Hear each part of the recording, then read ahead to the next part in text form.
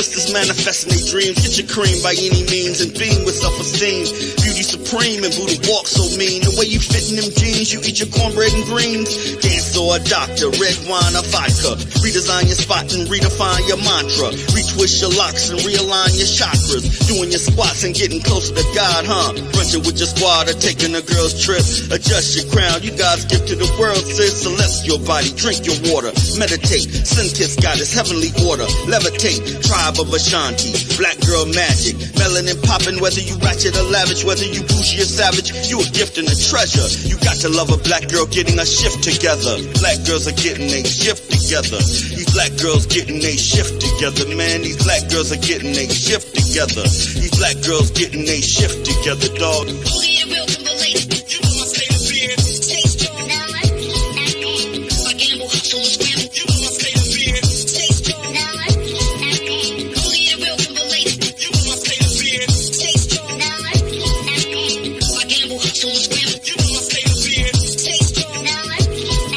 When God made you, boo, you know he showed out. Mahogany enchantress, blessings overflow now. Picture of success, seductive silhouettes on a spiritual quest. Manifest and be blessed. Mother, sister, auntie, tribe of Ashanti. Rocking your locks, I got a close crop blondie. The curse and the gift, uplift, apply pressure. Nothing like a black girl getting a shift together. Nothing like a black girl getting a shift together. Nothing like a black girl getting a shift together. Black girls are getting a shift together. Black girls are getting a shift together, man. These black girls are getting a shift together, man. These black girls are getting a shift together.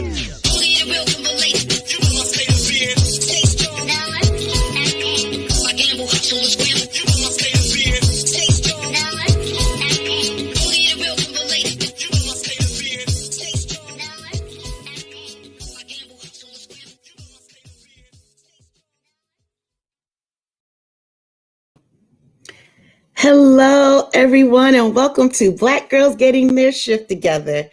This is a podcast about mental health and wellness, as well as self-empowerment for Black women. I'm your host, Ursula. I'm a transformation coach, a mental health and wellness advocate, and today I'm all things orgasm, female orgasm. Each week, I promise to deliver relevant topics and resources that affect our community. So just remember, once we can identify the issue is when we can start to heal. Thank you for returning back to season 2. This has been a great season so far. We have about 5 more shows, and then we are on hiatus. We're going to make this real quick. This is a bonus episode today, but I wanted to let you all know about the website. It's blackgirlsgettingtheirshifttogether.com. It's been launched. Please go and take a visit. I have merch, digital products. More importantly, I have one-on-one and group coaching. The group coaching is my personal favorite. I have a tribe vibe, and it's a twist on a ladies' night. And it's like a healing circle where we focus on self-care, and it's also done with a holistic approach. With that being said, we are going to get right into today's episode. Tonight, I have Dr. Erica Marchand, and she is located in Los Angeles. She is a psychologist as well as a sex therapist. I'm going to bring this beautiful woman out of the waiting room into the live room. Hey!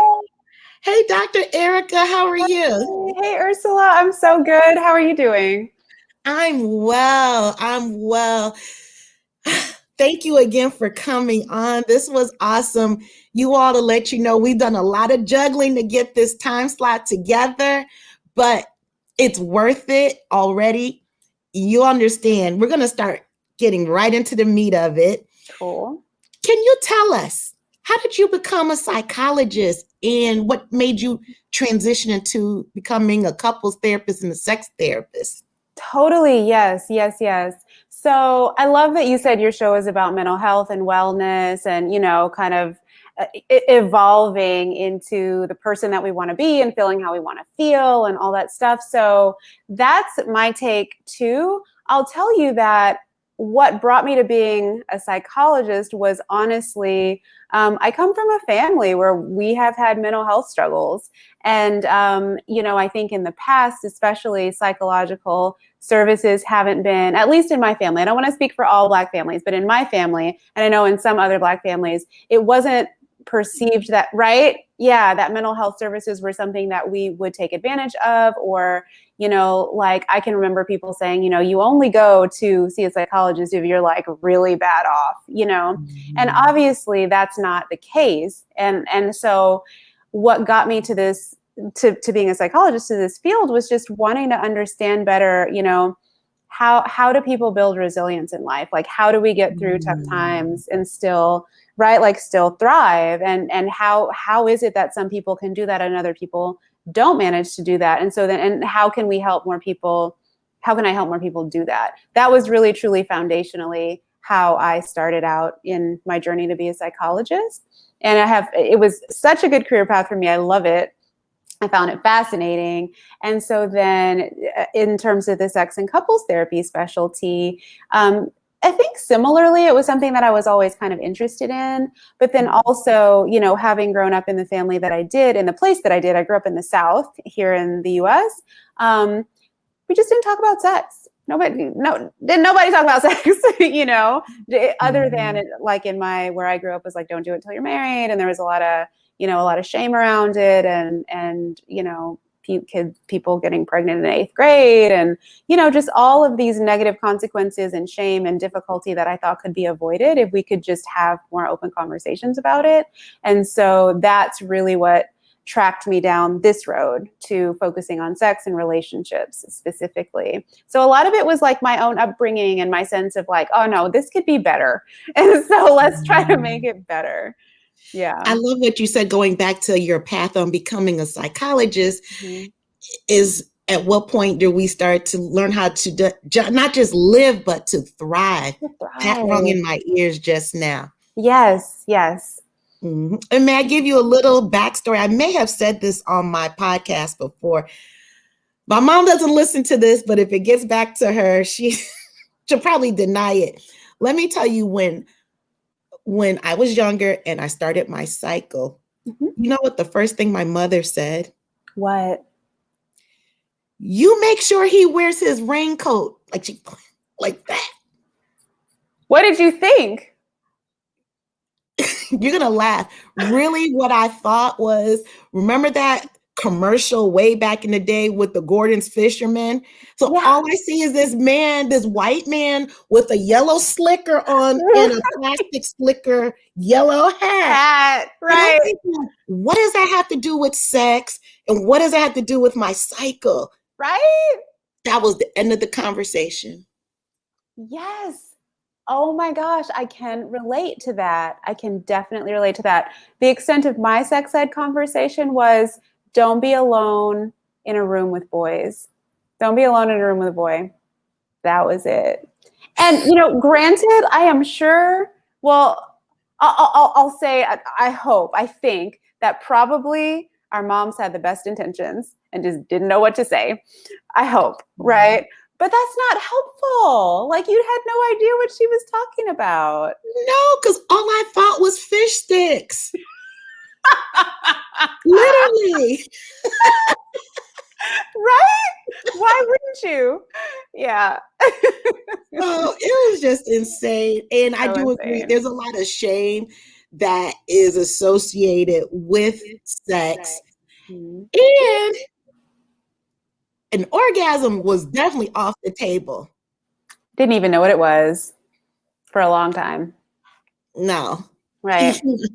I would never talk to my child like that. Like, we're going to have a open, candid conversation, but yeah, we don't want to have fish sticks conversation going on. No.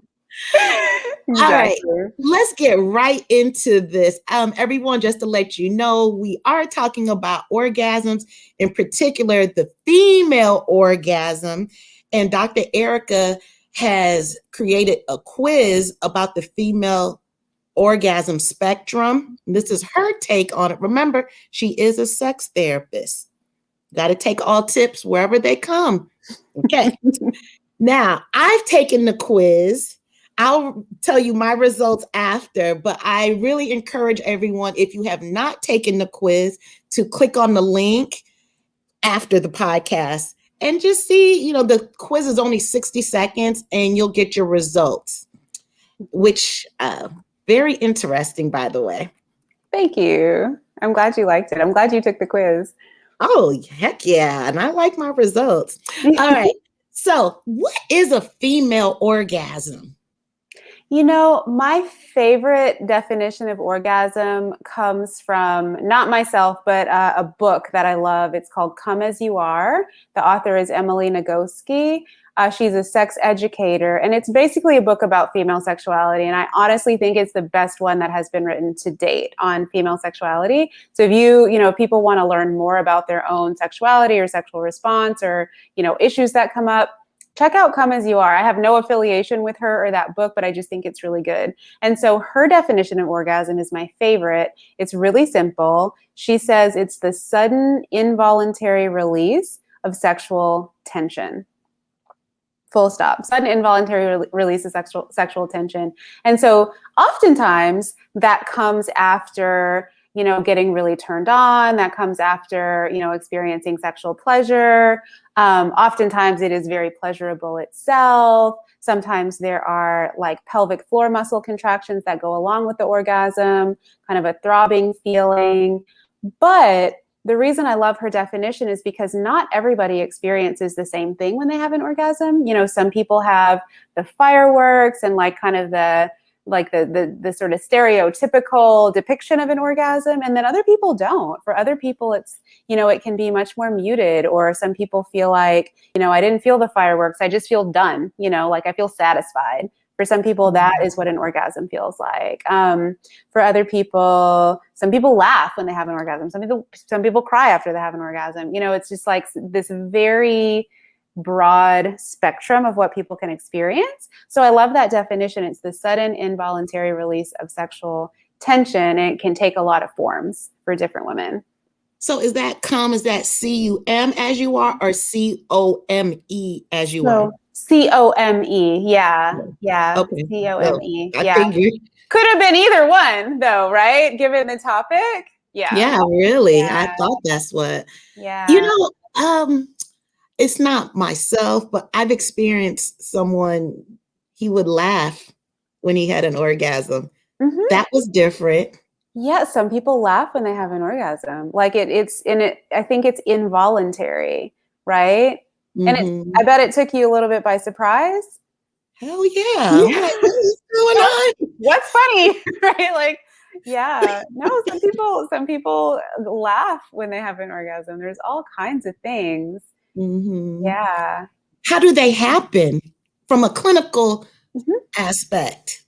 Yeah. Yeah. So I think an orgasm usually is the result of sexual stimulation. And so by that, I mean often physical stimulation and also mental stimulation. So physical, genital, usually clitoral stimulation, and then also mental stimulation, being turned on by, what you're thinking about or what you're doing. So adequate physical and mental stimulation, along with conditions that allow you to relax enough to have an orgasm. So that means like you feel safe, you feel comfortable. Again, I'm saying usually because there are always exceptions, but most of the time, this is what allows an orgasm to happen. You feel safe enough, you feel comfortable enough, you feel, your own mind is not getting in your way. You're not distracting yourself or pulling yourself back from it or feeling bad about what you're doing. So the conditions are right to feel comfortable. Also. I love having mental sex first. Yes, right? Like getting your mind involved, getting that right? Kind of gets going. It gets your blood going. Doesn't it? Yes. Yeah, the anticipation, yeah. So what happens if someone, or why wouldn't someone have an orgasm? It's a few, I put trouble with orgasm or why people do or don't have orgasms into kind of 4 different categories. One is frame of mind. So like mindset, what's going on internally, mentally. Second one is arousal. So whether you're getting turned on or not. Third one is stimulation, whether you're getting the right kind of stimulation for your body. And then the fourth one I call together, but really like it has to do with having orgasms with a partner. How things are different, or what might get in the way of having an orgasm with a partner, things that are difficult when another person is in the room. And so I kind of, excuse me, what do you mean another person in the room, like a threesome? No, like a twosome, like as opposed to having an orgasm by yourself.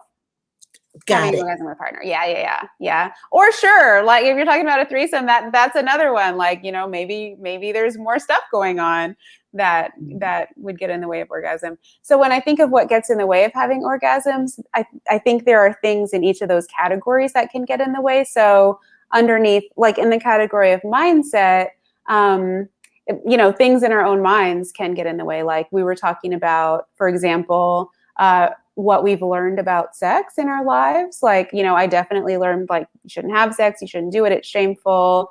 And so that, right. So having that in your mind, or, a million other things that women learn about sex that are negative or difficult, that can get in the way of having an orgasm.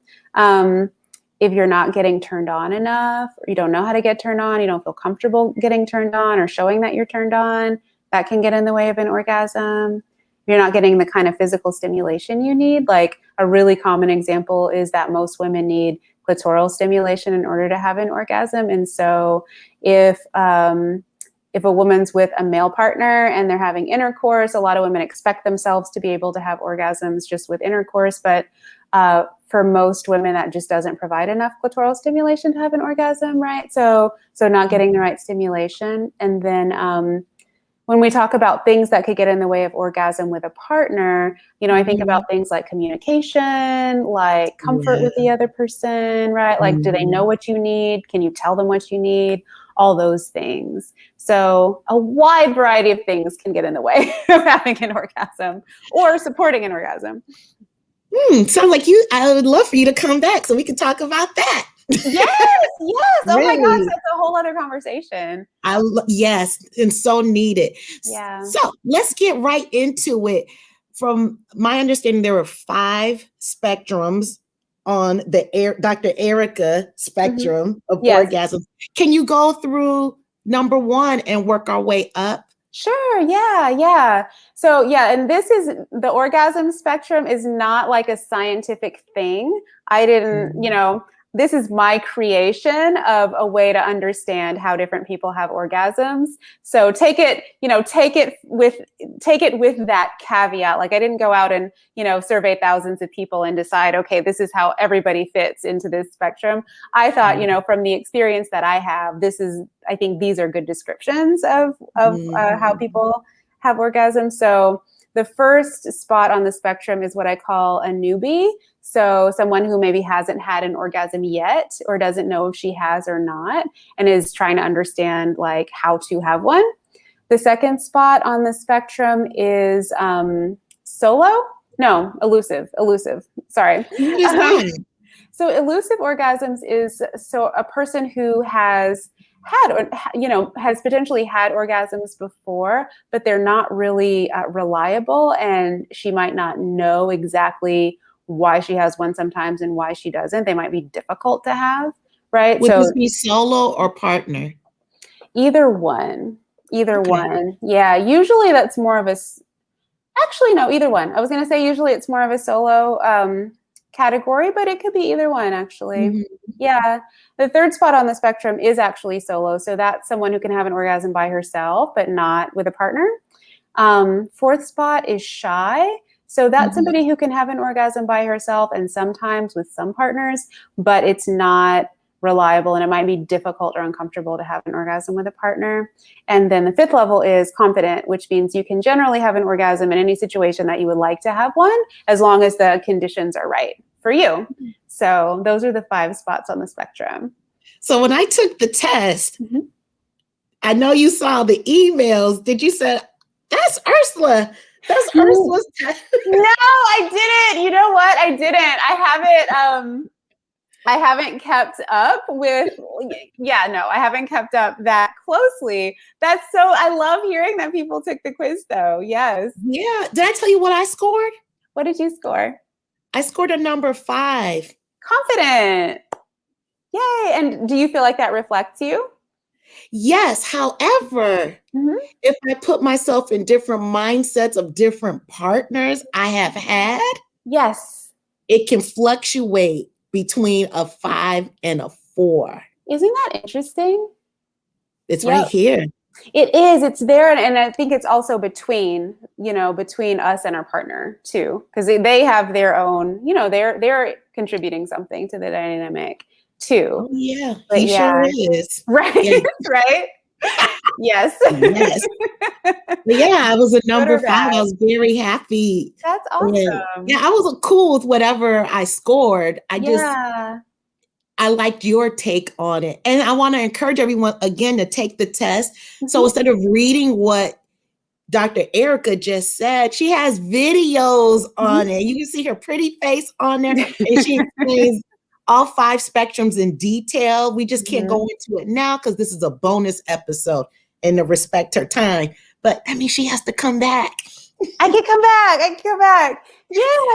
Yeah. Please do take the quiz. I think it's fun. And yeah, you get a video explaining your results. I tell you about how many people who've taken the quiz score what you score. And yeah, explain the spectrum in more detail. And I love, and I think of the spectrum definitely not as a hierarchy, like one spot's not better than the other. Right. I really do think of it as like a horizontal spectrum. And this is just a way to understand where you are on the spectrum and what you might need if you want to move to a different spot on the spectrum. But yeah, I love talking about orgasms. And I love that you saying you have confident orgasms, because I think a lot of times, like you said, when people are talking to their kids about sex, or when we learn about sex, I think especially as women, we don't learn about pleasure. Like nobody's teaching us about pleasure. They're teaching us to not get pregnant, right? Or not get a disease. Yeah. Or, not do it with too many people. It's always about the bad stuff. And so then I think we can arrive to sexual situations feeling a little bit, just like unsure of ourselves. And that makes getting what you need sexually and saying yes to things you want and no to things that you don't want difficult. But if if we know to go into a sexual situation for our own pleasure, it's a completely different mindset. It's not like, it's totally different. It's like, okay, if this is for my pleasure and orgasm being, part of that pleasure, then I'm going to ask for certain things. I'm going to do certain things that I want to do. I'm going to, it orients you very differently to the sexual situation. And so, and I think it really helps with feeling assertive and empowered and, providing full consent to what we're doing, because we're doing what we want to do. So that's why I think, I know orgasm, it's a fun topic and I love talking about orgasms just for their own sake. But to me, that is also what orgasm represents, like that orientation to pleasure in sex and to feeling like we, deserve that and own that and can arrive to sexual situations with that mindset. Right. I love that. The mindset. Yep. Very much so. Very much. We're going to start wrapping it up because remember, we agreed on the 31 minutes.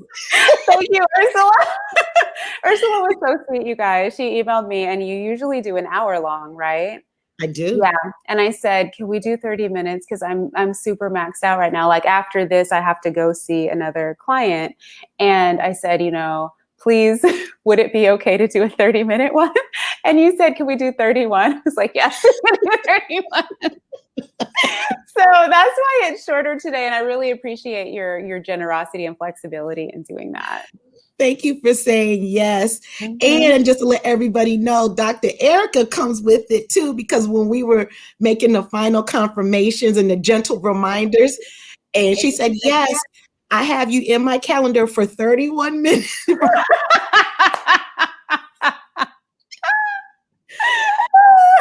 I hollered when I read that. I laughed so loud. I was like, okay, I like her. Before we get off, may I ask you one question?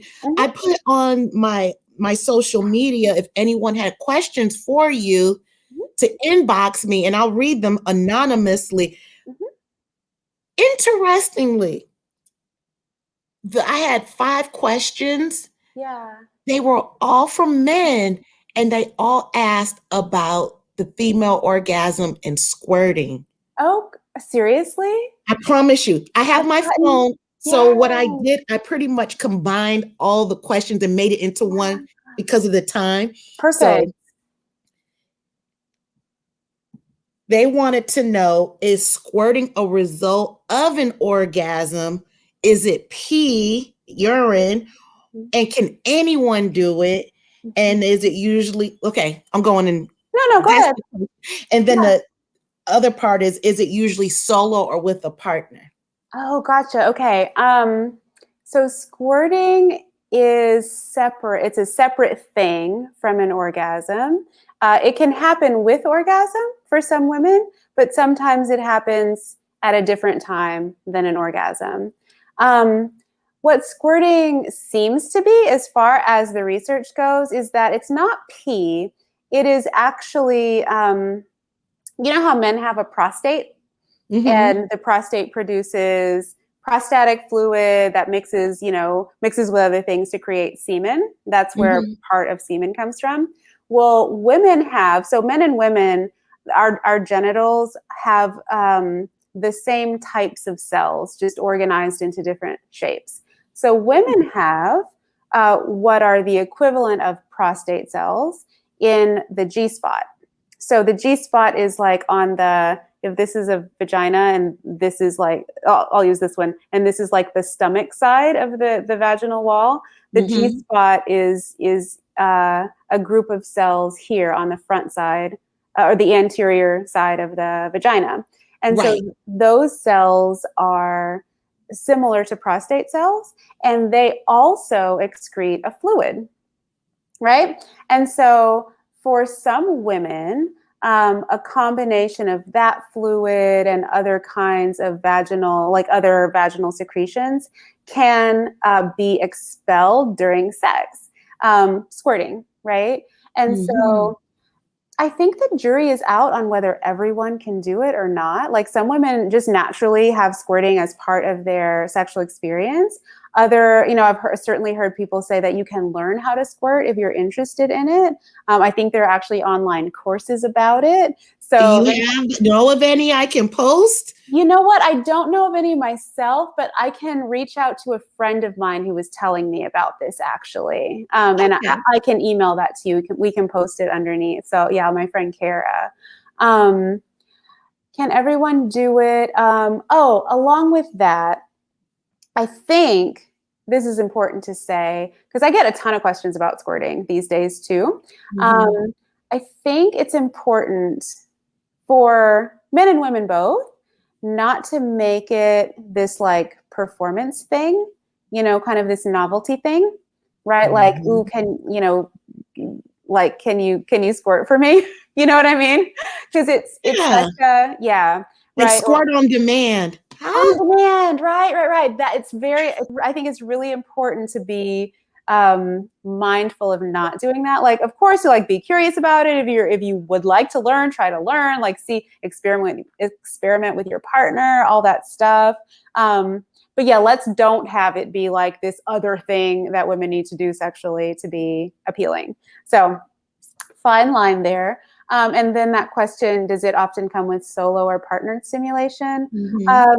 Oftentimes, I think because of the location of those cells that produce the fluid, it often happens more so with like internal vaginal penetration that's stimulating those cells. But I think that I'm sure that there are women who squirt just with external stimulation. So yeah, like masturbation. So that may be another topic. Squirting is quite the topic. Yeah. Squirting in the G spot. Yep. That's the next topic. So many interesting things in there. Yeah. I'll send you the link to make that calendar. Okay. We'll get you on again. Sounds good. That sounds all right. Good. Everyone, I have to respect this sister's time. So if you would love Dr. Erica to come back on like I do, send me an inbox in the comment section, say, throw some hearts up, and I will definitely have her back on. Any parting words, Dr. Erica, on this bonus episode? Yeah, well, I want to say thank you so much for having me, for inviting me. Thank you for doing such a fun chat. Thank you to your audience for coming. Please take the orgasm spectrum quiz and please show up for your own pleasure. That's all. I love it. I love it. You know what, Dr. Erica? You have definitely qualified as a Black girl that has her shift together. Get out of here. I'm so happy. Thank you. That's an honor. Thank you. Thank you all have a great evening. Thank you so much, Dr. Erica. I'll reach out. I know you're a busy woman today. We'll talk soon. We'll talk soon. Okay. Thank you, Ursula. Take care. Bye. This for the queens, sisters manifesting their dreams. Get your cream by any means and beam with self-esteem. Beauty supreme and Buddha walk so mean. The way you fit in them jeans, you eat your cornbread and greens. Dance or a doctor, red wine or vodka. Redesign your spot and redefine your mantra. Retwist your locks and realign your chakras. Doing your squats and getting closer to God, huh? Brunching with your squad or taking a girl's trip. Adjust your crown, you God's gift to the world, sis. Celestial body, drink your water. Meditate, sun-kissed goddess, heavenly order. Levitate, tribe of Ashanti, black girl magic, melanin popping, whether you ratchet or lavish, whether you bougie or savage, you a gift and a treasure. You got to love a black girl getting a shift together. Black girls are getting a shift